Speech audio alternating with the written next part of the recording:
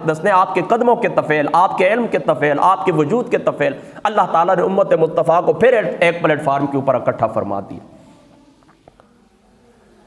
تو دوستوں میں عرض یہ کر رہا تھا کہ حضور سیدنا غوث پاک رضی اللہ تعالیٰ عنہ کی طرف یہ جو ماہ مقدس منسوب ہے، اس کے اندر ہم کیا کرتے ہیں؟ آپ کے وجود پاک کا تذکرہ بھی کرتے ہیں، آپ کی تعلیمات کا تذکرہ بھی کرتے ہیں۔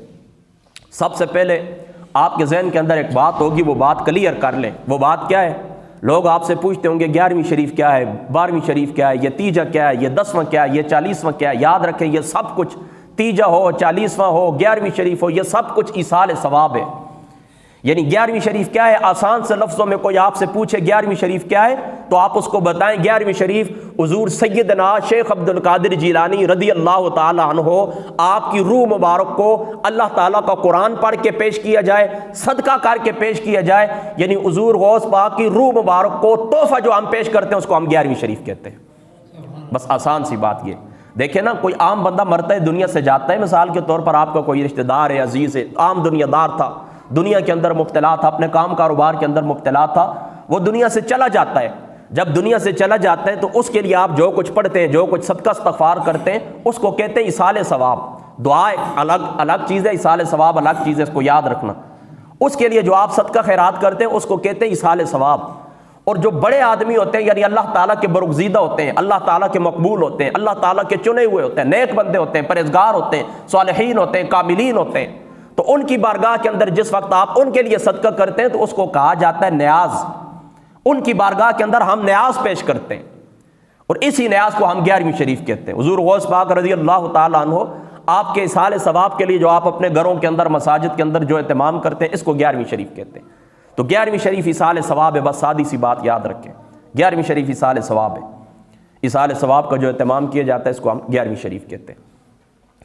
اب آگے بڑھیں دوستو، یہ بات یاد رکھیں کہ جب کوئی شخص دنیا سے چلا جاتا ہے، کوئی شخص دنیا سے چلا، دیکھیں نا اللہ تعالیٰ کی ذات اقدس، رسول پاک صلی اللہ تعالیٰ علیہ وآلہ وسلم، آپ کی تعلیمات میں یہ بات شامل ہے کہ اللہ تعالیٰ فرماتا ہے قرآن کے اندر، اور حضور محمد مصطفیٰ کا فرمان حدیث فرماتے ہیں کیا کہ تم نیک لوگوں کی مجلس کے اندر جا کر بیٹھو، نیک لوگوں کی مجلسوں کے اندر جا کر بیٹھو۔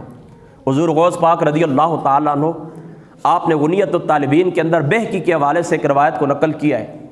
آپ فرماتے ہیں کہ ام المؤمنین حضرت سیدتنا عائشہ صدیقہ رضی اللہ تعالیٰ عنہ، آپ ایک دن حضور علیہ السلام کی بارگاہ کے اندر بیٹھی ہیں، پوچھنے لگی اے اللہ تعالیٰ کے رسول آپ مجھے بتائیں کہ کون سے لوگ ہیں جن کی صحبت کے اندر ہم بیٹھے ہیں۔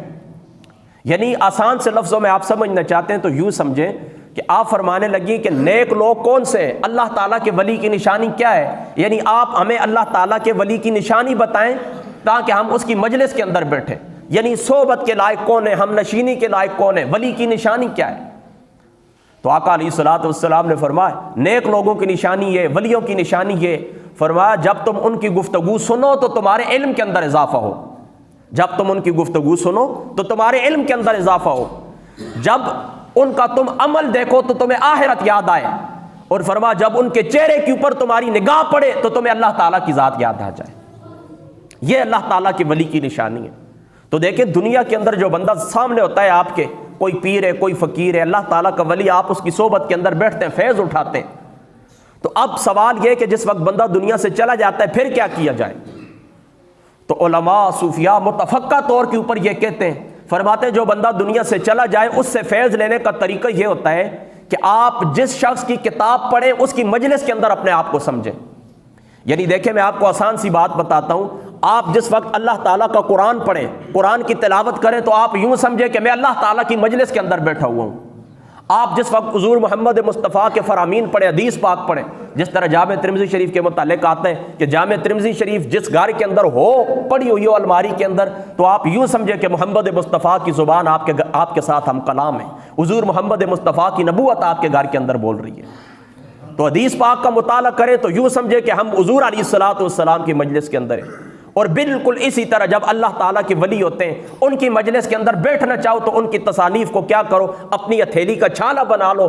اب اس زمانے کے اندر تم حضور سیدنا شیخ عبد القادر جیلانی رضی اللہ تعالیٰ عنہ آپ کی مجلس پاک کے اندر بیٹھنا چاہتے ہیں تو آپ کی تصنیف کا مطالعہ کریں۔ کون سی تصنیف؟ ونیت الطالبین کو دیکھیں، فتوح الغیب کو دیکھیں۔ جب ان کو پڑھے اللہ تعالیٰ کی توحید کے اوپر، رسول اللہ کی رسالت کے اوپر، شان رسالت کے اوپر جو انہوں نے درس دیے ان کا مطالعہ کریں، اور یوں سمجھے کہ ہم سیدنا حضور غوث پاک رضی اللہ تعالیٰ عنہ آپ کی مجلس کے اندر بیٹھے ہوئے۔ اب دوستو جو آیت کریمہ میں نے آپ لوگوں کے سامنے تلاوت کی ہے، اللہ تعالیٰ فرماتا ہے ان الذین آمنوا وعملوا الصالحات سیجعل لهم الرحمن ودا۔ اللہ تعالیٰ فرماتا ہے تم لوگ ایمان لے کر آؤ، جو لوگ ایمان لے کر آتے ہیں اور اس ایمان کے ساتھ کیا کرتے ہیں؟ نیک عمل بھی کرتے ہیں۔ آمنوا وعملوا الصالحات، ایمان لاتے ہیں پھر اس ایمان کے تقاضے کو پورا کرتے ہیں، نیک عمل بھی کرتے ہیں۔ یعنی جو کچھ اللہ کی جانب سے تمہیں ملا، جو کچھ رسول اللہ کی جانب سے تمہیں ملا، تم نے پڑھا، تم نے سنا، تم تک پیغام پہنچا، اس پیغام کے اوپر تم عمل بھی کرتے ہو۔ اللہ تعالیٰ فرماتا سیجعل لهم الرحمن ودا، فرما پھر اللہ تعالیٰ کی ذات اقدس کیا کرتے ہیں؟ لوگوں کے دلوں کے اندر ان لوگوں کی محبت کو اللہ تعالیٰ ڈال دیتے ہیں۔ دیکھیں یہ صلہ آج لوگ آپ سے پوچھتے ہیں، بلکہ آپ کے دل کے اندر بھی یہ سوال پیدا ہوتا ہے۔ دیکھیں حضور غوث پاک رضی اللہ تعالیٰ عنہ آپ کو تقریباً 1000 سال گزر چکے ہیں، کچھ کم 1000 سال گزر چکے ہیں۔ حضور سیدنا داتر یجویری رضی اللہ تعالیٰ عنہ آپ کی ذات مقدسہ ہے، آپ کو قریباً 1000 سال گزر چکے ہیں۔ حضرت بابا جی صاحب دریا شریف رضی اللہ تعالیٰ عنہ 50 سال قریب ہو گئے۔ حضرت سیدنا پیر مہر علی شاہ صاحب رضی اللہ تعالیٰ عنہ آپ بھی 100 کے قریب پہنچنے والے۔ آپ کے یہ دخنیر شریف کے اندر جو حضرت پیر صاحب کے والد صاحب ہیں بابا جی صاحب رحمۃ اللہ تعالیٰ علیہ، آپ کو بھی کتنا عرصہ ہو گیا آپ دنیا سے چلے گئے، لیکن کیا وجہ ہے کہ دیکھیں ان لوگوں کی محبت پھر بھی ہمارے دلوں کے اندر موجود ہے۔ پردہ فرما گئے، ہزاروں سال ہو چکے ہیں، سینکڑوں سال ہو چکے ہیں، درجنوں سال گزر چکے ہیں، لیکن اس کے باوجود بھی ان کی محبت کیوں زندہ ہے؟ ہم نے ان کو دیکھا نہیں ہے، ہم ان کے ساتھ بیٹھے نہیں ہیں، کچھ دنیاوی نفع ان سے نہیں اٹھایا ہے، لیکن اس کے باوجود جب ان کا نام آتا ہے ہمارے دل دھڑکنا شروع ہو جاتے ہیں۔ یہ بات کیا ہے؟ یہ اپنے ہمارے بس کے اندر ہے ہی نہیں، یہ اللہ تعالیٰ کا ایک نظام ہے جو اس نے جاری فرما دیا۔ فرما ایمان لاؤ اور نیک عمل کرو تو مخلوق خدا کے دلوں کے اندر میں تمہاری محبت خود بخود بٹھا دوں گا۔ لہذا جو لوگ پروپیگنڈے کریں اللہ تعالیٰ کے ولیوں کے متعلق، جو مرضی کرتے رہیں، یہ محبت رکھی ہے اللہ تعالیٰ کی ذات اقدس نے رکھی ہے، دنیا کی کوئی طاقت اس کو نکال نہیں سکتی۔ اس کی شرح کے اندر ایک حدیث پاک میں آپ کو سناتا ہوں چونکہ وقت بھی مختصر ہے۔ آقا علیہ الصلوۃ والسلام فرماتے ہیں، حضرت ابو ہریرہ رضی اللہ تعالیٰ عنہ آپ اس حدیث پاک کے راوی اور یہ حدیث پاک صحیح مسلم کے اندر موجود ہے۔ آقا علیہ الصلوۃ والسلام نے فرمایا جب اللہ تعالیٰ کی ذات اقدس کسی بندے کے ساتھ محبت فرماتے ہیں، کسی بندے کے ساتھ محبت فرماتے ہیں تو اللہ تعالیٰ جبریل امین کو بلاتے ہیں اپنے پاس۔ جبریل امین